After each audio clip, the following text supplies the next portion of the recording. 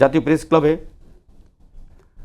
৭০ জন সদস্যের আপনার সদস্য স্থগিত করা হয়েছে। কী কারণ করেছে আপনারা জানেন, সে সময় ছাত্ররা দিয়ে হয়েছিল। আপনারা জানেন বাংলাদেশের ইতিহাসে যে নজির স্থাপিত হয়েছে ৫ আগস্ট, যেটা দুনিয়ার ইতিহাসে নেই।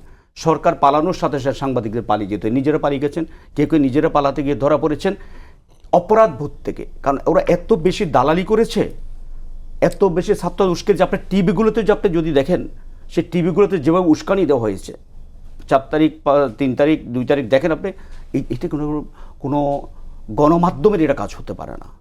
এটা হতে পারে পক্ষপাত। এই কাজগুলো তারা করেছেন। প্রেস ক্লাবের যে বিষয়টি আমি একটু এটা তো অতি উৎসাহী। সরকার কি বলেছিল তাদেরকে এভাবে করতে? আপনার কাছে আমি তো মনে সরকার বললে করবেন কেন?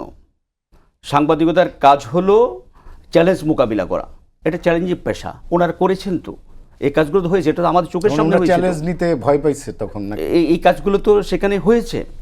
এখন আপনার যে প্রেস ক্লাবে যে ঘটনাটা ঘটলো, প্রেস ক্লাব এরা তো সামনে ছিল, এবং সেই সময়ের একটা অভ্যুত্থান যেভাবে হলো ছাত্রদের, তখন ছাত্রদেরকে আমাদেরকে দাবি জানানো হলো যে এরা চিহ্নিত, এবং এদের মধ্যে মামলা হলো, এদের মধ্যে কেউ পালাতে গেলো, এগুলো তখন এছাড়া আর কোনো আমাদের সামনে উপায় ছিল না। এটা কিন্তু আমাদের ভুলে গেলে চলবে না।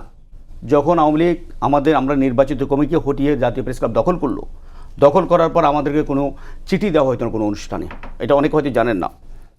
আমাদেরকে শফিক রহমান নামে একজন, উনি আওয়ামী লীগের নেতা এবং আওয়ামী লীগের press club, Shafiq Rahman press club, উনি প্রেস ক্লাব দখল করে প্রথম শুরু করলেন কি, দিনকালের কোনো সাংবাদিক যারা আছে, আমার দেশে যারা সাংবাদিকত নয় দিগন্তে যারা সাংবাদিক সংগ্রামে যারা সাংবাদিক ইনকলাব অর্থাৎ ভিন্ন মতে যারা ছিল, এদেরকে চিঠি দেওয়া তো দাওয়াত দেওয়া বন্ধ করে দিলেন।